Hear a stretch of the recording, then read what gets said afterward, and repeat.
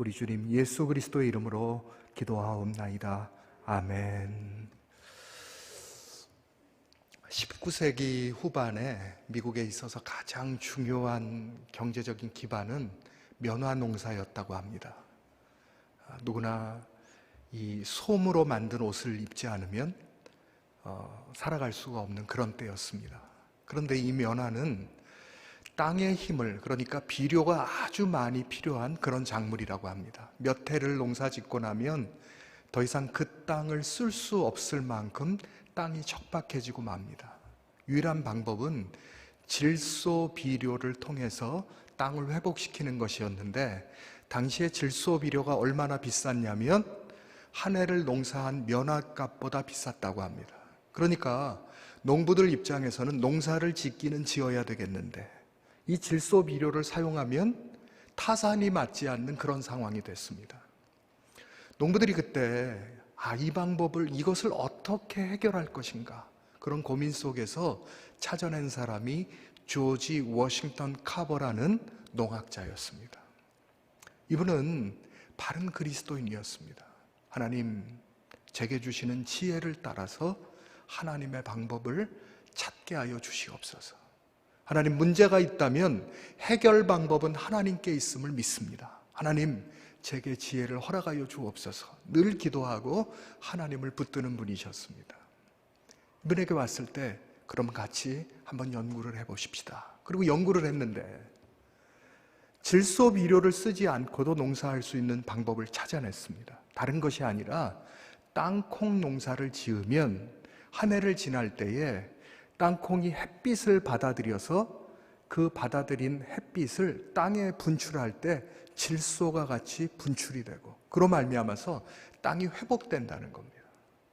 그게 얼마나 좋은 방법인데, 한 해만 땅콩을 심으면 땅이 회복되는데, 그런데 그때까지는 미국 사람들이 땅콩을 먹지를 않았습니다. 이게 뭐냐?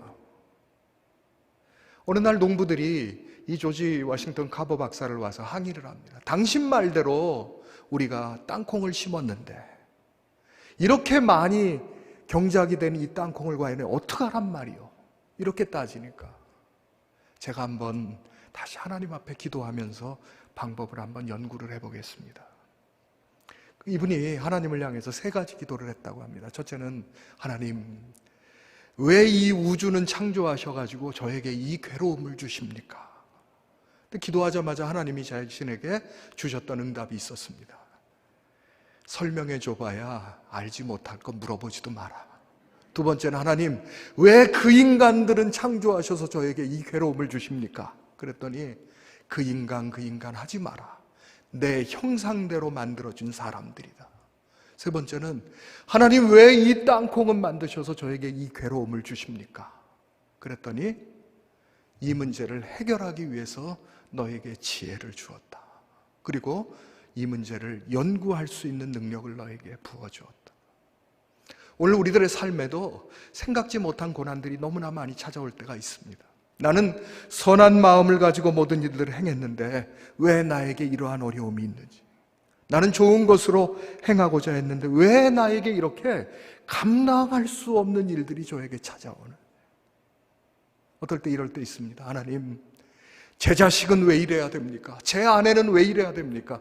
제 남편은 왜 이래야 됩니까? 나를 둘러싼 사람들은 왜 이렇게 나에게 고통을 주어야 됩니까?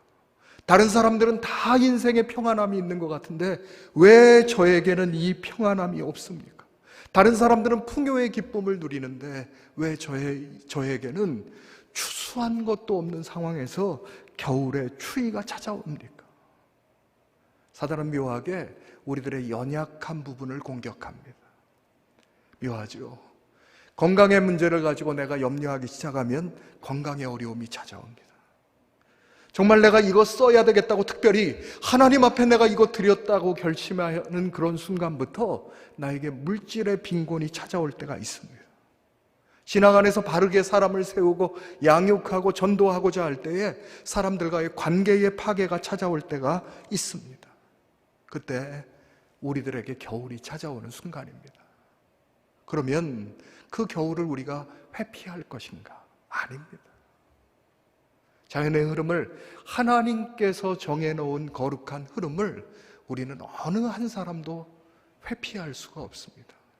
그때마다 하나님, 고난당함이 내게 유익이라고 말씀해 주신 하나님, 이 고난 속에서 하나님의 뜻을 찾게 하여 주옵소서. 하나님, 내가 물질의 부족함 속에서 오히려 하나님의 영광을 드러내게 하여 주옵소서. 하나님, 나에게 역설적인 헌신이 일어나게 하여 주옵소서. 하나님의 뜻이라면 내가 살기도 하고 죽기도 하리니 믿음의 선한 걸음을 걸어갈 수 있는 믿음의 용사가 되게 하여 주시옵소서. 하나님, 내가 이 어려움을 이겨낸 신앙의 모델이 될 수 있도록 허락하여 주시옵소서. 하나님, 저에게 기회를 주시옵소서. 힘을 주시옵소서. 하나님의 뜻을 구하게 하여 주옵소서. 그렇습니다. 고난 속에서 나에게 주어지는 모든 고난을 믿음으로 받아들이고 하나님 믿음을 통해서 극복할 수 있는 힘을 하나님 앞에 구하면 하나님께서 은혜를 주실 것을 믿습니다. 갈라디아서 6장 9절이 우리들에게 이렇게 가르쳐 줍니다. 같이 읽어보십시다. 시작. 우리가 선을 행하되 낙심하지 말지니 포기하지 아니하면 때가 이름에 거두리라. 특별히 하나님의 영광을 위해서 믿음으로 살아가다가 경험하게 되는 수많은 어려움 속에서 하나님 다시 한번 믿음으로 하나님을 붙들게 하여 주시옵소서. 지난 주간에 우리 목사님 홀로 본당에 내려오셔서 3시간 동안 기도하셨다는 말씀을 들으면서 저도 얼마나 마음에 뭉클한지. 사실 제가 목사님께 제일 많이 하는 말이 뭐냐면, 목사님 쉬셔야 됩니다. 쉬셔야 됩니다. 이 얘기 참 많이 합니다. 이른 아침에 일어나시죠. 우리가 잘 아시는 대로 이른 아침부터 저녁까지 쉬지 못하고 하루 종일을 뛰십니다. 그리고 나서는요, 밤에 잠을 이루지 못합니다. 여러분들은 말씀으로 듣지만 저는 분명한 증거를 가지고 있는 사람입니다. 저녁 9시에도 10시에도 11시에도 어떤 경우에는 1시에도 2시에도 3시에도 전화하실 때가 있습니다. 자나? 안 잡니다. 그러죠. 대개 경우에는 자다가 깼습니다인데 안 잡니다. 아이고 내가 미안해. 근데 급하게 생각날 게 있어서 하나님이 주시는 그 지혜를 받으시면 움직이시기 시작하는, 우리 교역자들이 지금 그렇게 움직이고 있습니다. 모든 고난 속에서 한국교회 연합기관을 통합시키기 위해서 얼마나 많은 수고를, 지난 그 기나긴 겨울을 살아왔던 그 연합기관을 이제 하나님께서 주시는 거룩한 훈풍으로 새롭게 하시는 역사에 얼마나 많은 일에 사용됐는지 우리가 잘 알고 있습니다. 거기에 오해받지요. 많은 사람들에게 손가락당을 당하지요. 그래도 눈썹 하나 끄떡하지 아니하고 믿음의 길을 담대히 걸어가는 거 보면서 하나님, 저의 작은 힘이지만 우리 목사님에게 도움이 되고 하나님의 영광을 일으킬 수 있는 거룩한 은혜가 임하게 하여 주시옵소서. 그렇게 기도하곤 했습니다. 성경의 많은 말씀을 보면 우리가 하나님 잘 믿으면 하나님께서 복을 주시고 평탄과 형통으로 이어지는 생애가 되면 좋겠는데, 어떤 경우를 보면 하나님, 그 사람이 그렇게 열심히 하나님의 영광을 위해서 살아갔는데 왜 이렇습니까? 하고 의문이 드는 경우가 많이 있습니다. 그것이 오늘 우리가 나눌 욥기의 말씀입니다. 우리 욥기 1장 1절의 말씀 같이 한번 읽어보겠습니다. 시작. 우스 땅에 욥이라 불리는 사람이 있었는데 그 사람은 온전하고 정직하여 하나님을 경외하며 악에서 떠난 자더라. 하나님이 욥을 어떻게 평가하시냐면 온전하고 정직하여 하나님을 경외하며 악에서 떠난 사람이었다. 아니, 이만한 칭찬이 과연 얼마나 있겠습니까? 그런데 이 칭찬을 받은 사람 거기서 끝나는 게 아니라 2절과 3절 말씀에서 보니까는요, 자녀들이 얼마나 있는가.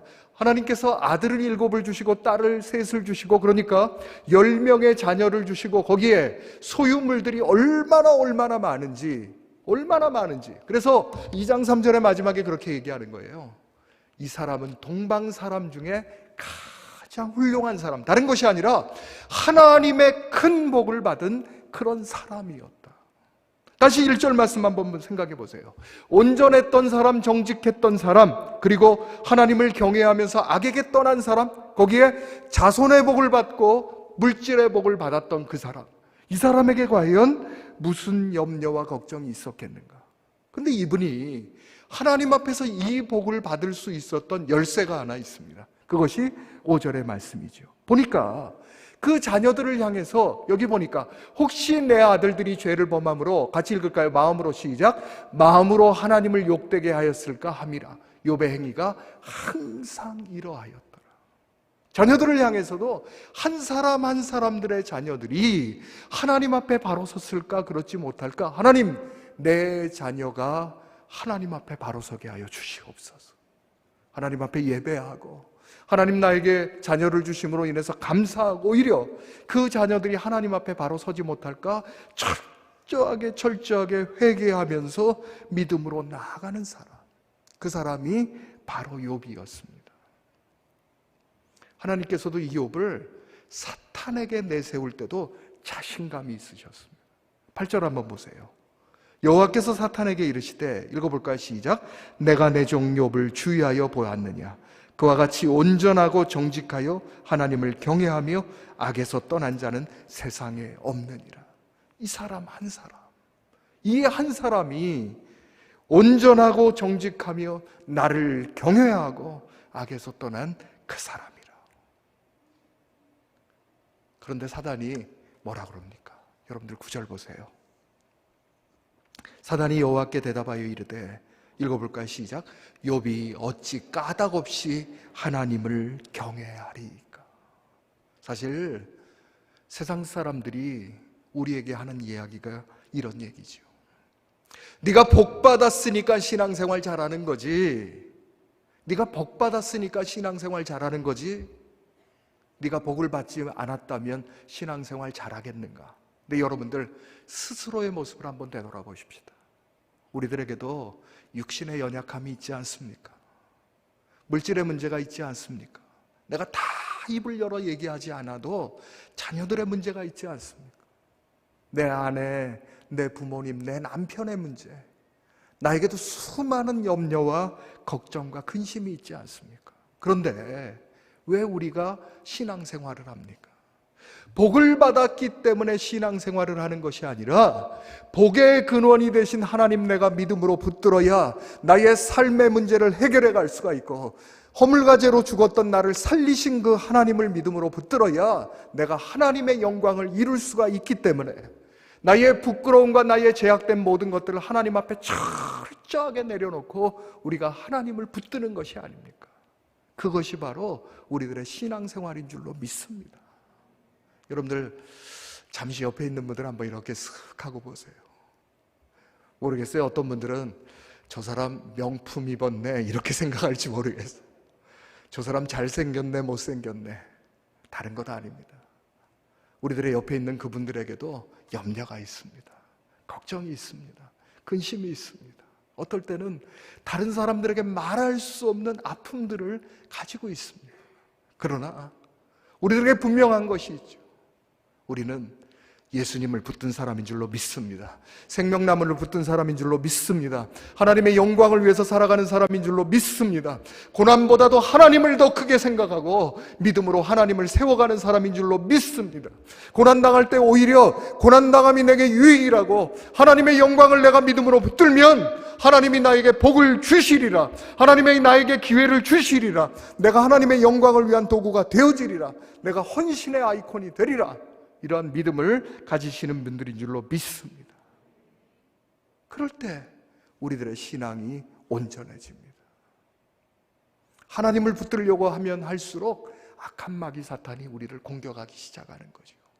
9절이 이 얘기를 합니다.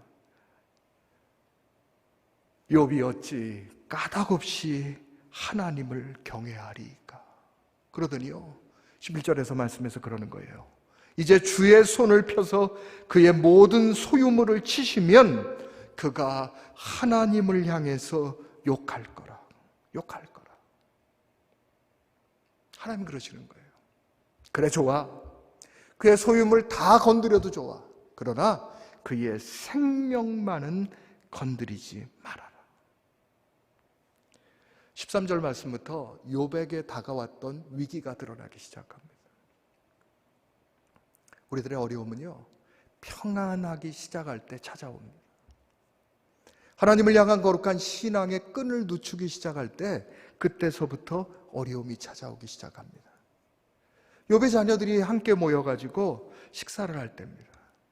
사환 한 사람이 욥에게 달려와가지고 하는 이야기가 있었습니다. 갑자기 스밧 사람들이라는 사람이 15절의 말씀이죠. 스밧 사람들이 달려와가지고 모든 재산들을 빼앗고 칼로 종들을 죽였습니다. 16절의 말씀 보니까 그래요. 그가 아직 말하는 동안에, 이 얘기는 동시에 일어났던 일들인 거죠. 불이 하늘에서부터 떨어져가지고 양들이 모두 불에 탔습니다. 그랬더니 또 그가 말하는 동안에 또 갈대아 사람들이 달려와가지고 낙타들을 다 죽였습니다. 18절과 19절의 말씀 보니까 그러네요. 그가 또 말하는 동안에 거기서 끝나는 것이 아니라 욥의 자녀들이 함께 먹고 마시는 동안에 거친들에서 큰 바람이 몰려와가지고 집이 무너져가지고 자식들이 다 죽어버리고 말았습니다. 우리가 앞에서 보았던 것이 자녀들이 10명이나 가졌습니다. 동방에서 가장 큰 부자가 되었던 사람인데 어느 한순간에 그의 풍요로움이 모든 것이 사라지는 그런 순간을 맞이하게 됐습니다. 고난은 우리들의 삶에, 특별히 우리들의 신앙을 재어보는 거룩한 척도가 됩니다. 한 걸음 한 걸음 우리들에게 고난이 다가왔을 때 하나님, 내가 이 모든 순간 하나님의 영광을 위해서 저의 신앙을 붙들게 하여 주옵소서. 하나님, 생명나무를 붙드는 거룩한 신앙이 나의 삶을 통해서 확증되게 하여 주시옵소서. 여러분들 고난이 다가왔을 때 쓸데없는 죄책감에 빠지시지 않으시기를 바랍니다. 내 잘못이 아니라 많은 경우에 하나님, 우리들을 향해서 내가 너를 지켜줄 것이다. 이번 고난을 이겨내면 더 크고 아름다운 역사를 너에게 베풀 것이다. 약속하여 주시는 하나님의 거룩한 시그널을 여러분들 믿으시기를 축복합니다. 오늘 본문 말씀입니다. 우리 20절에서 22절의 말씀을 같이 읽습니다. 시작. 욥이 일어나 겉옷을 찢고 머리털을 밀고 땅에 엎드려 예배하며 이르되 내가 모태에서 알몸으로 나왔사온즉 또한 알몸이 그리로 돌아가올지라. 주신 이도 여호와시오 거두신 이도 여호와시오니 여호와의 이름이 찬송을 받으실지니이다 하고 이 모든 일에 욥이 범죄하지 아니하고 하나님을 향하여 원망하지 아니하니라. 이 말씀을 가만히 보면 욥이 그래요. 지금 이 절대절명의 어려운 순간을 당했을 때에 하나님을 향해서 원망하고 불평하고 자신의 입술로 범죄하는 것이 아니라 하나님, 내가 이때에 예배하게 하여 주옵소서.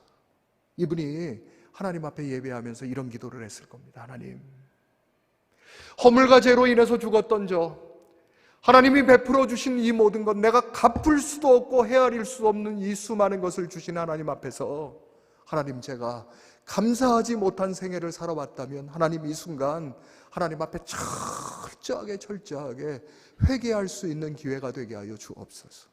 하나님, 저의 노력으로 내가 이것을 얻은 줄 알았습니다.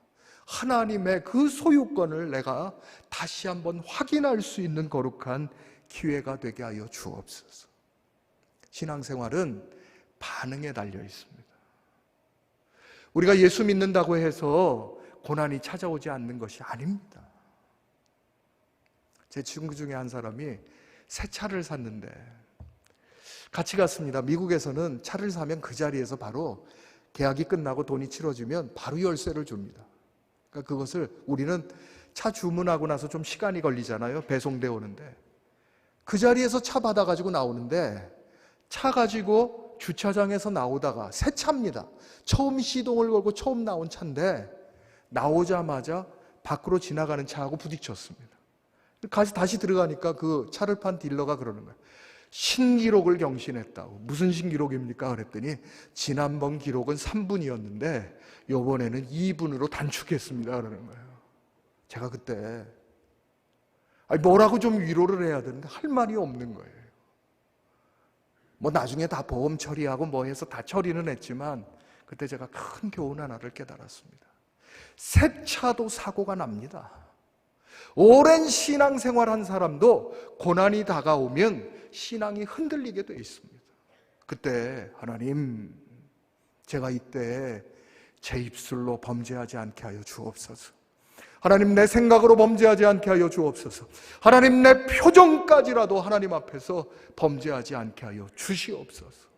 하나님을 향한 거룩한 절대 신앙을 가지고 이번 기회가 오히려 믿지 않는 사람들에게 나의 신앙을 알릴 수 있는 기회가 되게 하여 주시옵소서. 그 신앙을 붙드시는 저와 여러분들이 되시기를 축복합니다. 그런데요, 우리가 어려움 당할 때 한 번쯤은 누구나 견뎌낼 수가 있습니다. 욥은 이 첫 번째 시험을 잘 이뤄갔습니다. 욥기 2장 3절 말씀 한번 보세요. 거기 보니까 하나님께서 1장 1절에서 하셨던 말씀을 그대로 하셔요. 여호와께서 사탄에게 이르시되 내가 내 종 욥을 주의하여 보았느냐. 그와 같이 온전하고 정직하여 하나님을 경외하며 악에서 떠난 자가 세상에 없느니라. 같이 읽어볼까요? 시작. 내가 나를 충동하여 까닭없이 그를 치게 하였어도 그가 여전히 자기의 온전함을 굳게 지켰느니라. 욥이 받았던 시험에 그의 고난에 해답이 나왔습니다. 까닭없이 사탄이 하나님을 충동질해가지고 이 어려움이 있었다는 거예요. 다시 한번 말씀 보여주시겠어요? 그랬는데 욥이 어떡합니까? 그가, 읽어볼까요? 시작. 그가 여전히 자기의 온전함을 굳게 지켰느니라. 하나님, 고난당할 때 제가 저의 신앙의 온전함을 굳게 지키게 하여 주시옵소서. 그랬더니 사탄이 그러는 거예요. 7절 말씀 보세요. 그 말 보니까 욥이 자기의 온몸에 난 종기를 깨어진 질그릇을 조각을 가지고 긁을 만큼 온몸에 육신의 어려움을 줍니다. 거기 그치지 않아요. 우리 9절과 10절 말씀 한번 보세요. 같이 읽어볼까요? 시작. 그의 아내가 그에게 이르되 당신이 그래도 자기의 온전함을 굳게 지키겠느냐. 하나님을 욕하고 죽으라. 그가 이르되 그대의 말이 한 어리석은 여자의 말 같도다. 우리가 하나님께 복을 받았은즉 화도 받지 아니하겠는가 하고 이 모든 일에 입술로 범죄하지 아니하니라. 그렇습니다. 신앙은 반응입니다. 한 번의 어려움 지나가고 났더니 더 큰 어려움이 자기의 육신에게 왔습니다. 믿고 평생을 같이 살아왔던 그의 아내가 뭐라 그러냐면 하나님을 욕하고 죽으라. 우리가 이 정도 얘기하지만 하나님 욕하고 죽어 그랬는지 모르겠어요. 얼마나 큰 소리로. 아내가 얼마나 그 표독스러운 얼굴로 그렇게 했을까. 우리가 살아가면서 생각의 관리, 입술의 관리, 표정의 관리가 중요합니다. 우리가 자신의 얼굴의 표정의 관리를 잘해야 되는 이유 하나가 있습니다. 우리의 얼굴이 다른 말로 하면 뭔지 아세요, 여러분들? 전도지이기 때문에 그렇습니다. 많은 사람들에게 우리들의 입술로 예수 믿으라고 얘기하는데 우리들의 얼굴이 펴지지 않으면 사람들이 우리들의 얼굴을 바라보면서 예수 믿어야 똑같다라고 얘기합니다. 그래서 하나님, 제 생각을 지켜주시옵소서. 하나님, 제 입술을 지켜주시옵소서. 하나님, 제 얼굴을 지켜주시옵소서. 그 기도의 결과가 이 정도 얼굴이 됐습니다.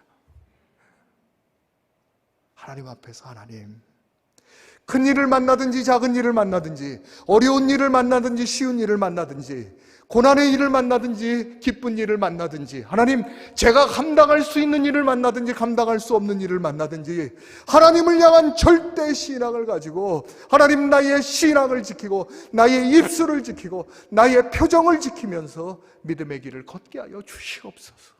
그것이 우리 모두의 마음의 소원이 되어야 되는 줄로 믿습니다. 불같은 시험이 우리들에게 다가올 때마다 하나님, 이 모든 상황에 하나님의 영광을 드러낼 수 있도록 허락하여 주시옵소서. 베드로 사도가 이렇게 얘기하죠. 베드로전서 4장 12절에 말씀하십니다. 사랑하는 자들아, 너희를 연단하려고 오는 불시험을 이상한 일 당하는 것 같이 이상히 여기지 말고, 같이 읽어볼까요? 시작. 오히려 너희가 그리스도의 고난에 참여하는 것으로 즐거워하라. 이는 그의 영광을 나타내실 때에 너희로 즐거워하고 기뻐하게 하려 함이라. 고난 이후에 하나님이 주시는 영광이 있습니다. 기쁨이 있습니다. 오늘 당하는 어려움이 하나님 앞에서 우리는 믿음으로 이겨낼 수가 있습니다. 고린도전서 1장 7절, 베드로전서 1장 7절의 말씀이에요. 너희 믿음의 확실함은 불로 연단하여도 없어질 금보다 더 귀하며, 시작, 예수 그리스도께서 나타나실 때에 칭찬과 영광과 존귀를 얻게 하려 함이라. 그렇습니다. 하나님, 내가 이 고난을 통해서 나의 생각을 지키고 나의 입술을 지키고 나의 표정을 지키고 무엇보다도 나의 신앙을 지킴으로 하나님께서 주시는 칭찬, 영광, 존귀를 얻는 믿음의 기회가 되게 하여 주시옵소서. 욥기의 말씀은 41장에서 끝나는 것이 아니라 42장까지 갑니다.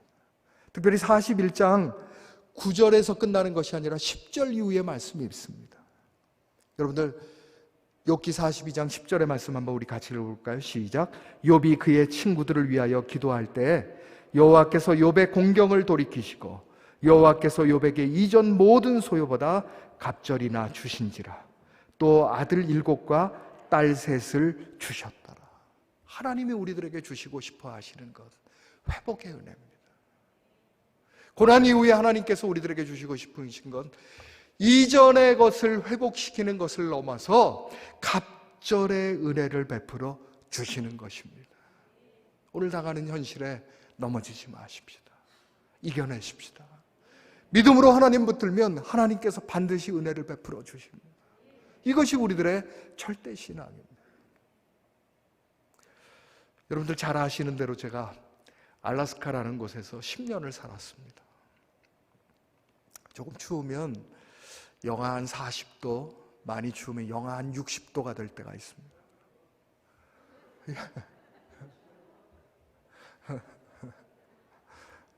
이후에 제가 실질적으로 경험한 온도 마이너스 42도, 사진 찍어놨습니다.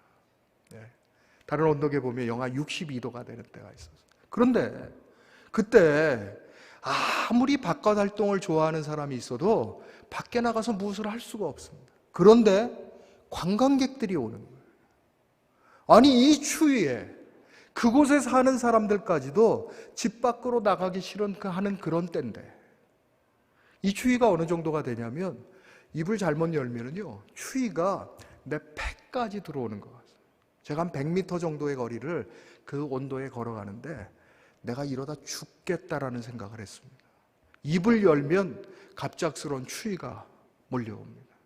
그래서 모자를 쓰고, 모자 쓰지 않으면 피부 표면에 있는 모세혈관이 순간적으로 얼어붙어가지고 사람들이 쓰러지는 일들이 있을 만큼 그 추위인데 무슨 관광이냐고 그랬더니 이 사람들이 보고 싶은 것이 눈꽃을 보고 싶다. 여러분들 많이 보신 것이지만 이게 상고대라고도 번역하는 눈꽃이지요.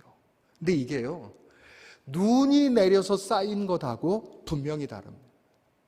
눈은 오지 않았는데 그렇게 맑은 날인데 나무에 저런 눈이 가서 얼음덩어리처럼 가서 붙는 것이 있습니다. 학자들이 좀 연구를 했습니다. 이게 뭘까? 왜 필요할까? 그랬더니 이 추운 겨울에 나무에 눈이 쌓이지 아니하고 특별히 이 스노우 플라워라는 것이 피지 아니하면 이 나무가 더 이상 생장할 수가 없습니다. 왜? 했더니 이 차가운 것들이 둘러쌀 때 오히려 그 안쪽의 온도가 밖의 온도하고 6도에서 7도의 차이가 난다는 거예요. 차가운 것이 붙은 것 같은데 오히려 이것이 표면을 보호하는 기능이 있었다는 거예요. 제가 오늘 말씀 준비하다 그런 생각했습니다. 우리들에게 찾아오는 그 수많은 고난과 고난 사이에서 하나님, 이 고난의 의미를 깨닫게 하여 주시옵소서. 우리가 아까 봤습니다. 우리가 당하는 수많은 고난은 하나님께서 주시는 칭찬과 영광과 존귀를 얻을 수 있는 거룩한 기회. 하나님, 내가 믿음으로 하나님을 다시 붙들게 하여 주옵소서. 여러 가지 일들 경험하면서 우리가 자신의 삶을 돌아볼 때가 있습니다. 저는 앞길이 보이지 않으면 지나간 삶들을 가만히 생각해 보곤 합니다. 저에게 세 아이가 있습니다. 첫째 아이가 첫돌 무렵이 됐을 때 이 아이가 체내 혈관염이라는 것에 걸렸습니다. 갑작스럽게 온몸에 열이 나기도 하고 그 온몸의 열이 갑작스럽게 몸이 차가워지기도 하고, 그러다가 어떤 아이들은 2살을 넘기지 못하고 죽는 일들이 발생하는 그런 병이랍니다. 아이에게 어떤 어려움이 있는 것, 어떤 잘못이 있는 것도 아니고 저희들의 유전적인 요소가 있는 것도 아닌데 하나님 왜 저에게 이러한 일을 주셔야 했습니까? 지난번 설교할 때 제가 그 말씀드렸습니다. 첫째 아이하고 둘째 아이가 작년 이맘때 둘 다 코로나에 걸렸던 때가 있었습니다. 막내는 딸인데 막내딸은 태어날 때요, 탯줄을 목에다가 감고 나왔습니다. 잘못하면 아이를 잊어버릴 뻔했습니다. 저도요, 교통사고는 얼마나 많이 당했는지, 빙판에 미끄러져서 차가 호수에 뛰어든 일이 있습니다. 크레바스라고 눈에 빠져서 허공에 매달렸던 일도 저에게도 있었습니다. 한 번은 빙판에 미끄러진 제 차가 가로등을 들이받아가지고 이 머리로, 그래도 원석이니까 살아남았지, 이 머리로 유리창을 깨버린 일이 있어서, 어느 정도였냐면 유리창이 갈라져가지고요, 머리카락이 그 사이에 껴서 이걸 머리를 못 빼고 있었던 그런 때가 있었어요. 저에게도 한순간에 원망과 불평이 솟아올랐던 때가 있었습니다. 하나님, 제가 이때에 입술로 범죄하지 않게 하여 주옵소서. 하나님, 제 생각으로 범죄하지 않게 하여 주옵소서.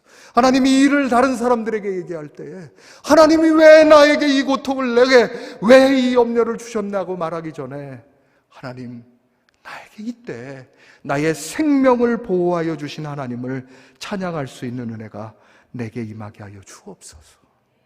그것을 믿음으로 붙들었습니다. 우리 교회에 오면서 우리 목사님 쓰신 생명나무 책을 읽고 또 설교를 듣고 들으면서 그렇습니다. 하나님, 그래도 저의 인생에 잘했던 것들은 그 모든 고난의 순간에 생명나무를 붙들었던 것, 입술로 범죄하신 것이 아니라 하나님의 영광을 위해서 믿음으로 살아왔던 것이었습니다. 이제 말씀을 맺으려고 합니다. 하나님께서 우리들을 한 사람 한 사람들에게 고난을 주실 때 고난의 의미를 생각해야 됩니다. 하나님, 그 추운 겨울에, 그 겨울의 추위 속에서 봄에 피어날 꽃이 자라나게 하는 것처럼 우리들의 신앙이 자라나게 하여 주옵소서. 하나님, 이곳이 신앙의 모판이 되게 하여 주옵소서. 목사님 바라보고 또 말씀을 들을 때마다 제가 늘 마음속으로 기도하는 것이 있습니다. 하나님, 다른 것보다도 우리 목사님의 거룩한 신앙의 열정 본받게 하여 주옵소서. 하나님, 삼면주의에 아무것도 없지만 하나님, 그러나 믿음으로 하나님을 붙들었던 거룩한 열정이 저의 열정이 되게 하여 주옵소서. 하나님, 거친 들판에서 자라나는 그 나무들처럼 신앙적으로 다시 한번 일어나게 하여 주옵소서. 그 기도를 하고 합니다. 오늘 이 자리에 함께한 우리 모두에게, 그리고 또 유튜브를 통해서 예배에 동참하는 모든 성도님들에게 동일한 은혜가 임하시기를 축복합니다. 기도하겠습니다. 사랑과 은혜가 풍성하신 하나님 아버지, 허물과 죄악으로 인해서 죽었던 저희들, 잠시와 염려에 근심에 넘어져 버리는 저희들이지만 오늘 이후에 하나님, 어떠한 고난을 당하든지 간에 믿음으로 하나님을 붙들고 저희들의 생각을, 저희들의 입술을, 저희들의 표정을 지키며 믿음으로 승리하는 신앙의 사람들이 될 수 있도록 은혜를 더하여 주시옵소서. 모든 영광을 아버지 앞에 올려드리며 예수님의 이름으로 기도하옵나이다. 아멘. 할렐루야, 은혜 받았습니다. 감사합니다. 아이고야, 여의도 순복음교회 강단에 서다가 여기에 서니까 개척교회 같아요. 너무 가족적이고. 그러니까 조 목사님 오셔서 왜 이렇게 교회를 적게 지었느냐, 그 말씀이 생각이 납니다. 또다시 우리 정금성 원사님 얘기를 할 이제 형편은 안 되고 더 이상 해서도 안 되고, 참 작네요. 보니까 확실히. 네. 작아요. 어떻게 다시 질 수도 없는 것이고. 감사합니다. 자, 홈커밍 선데이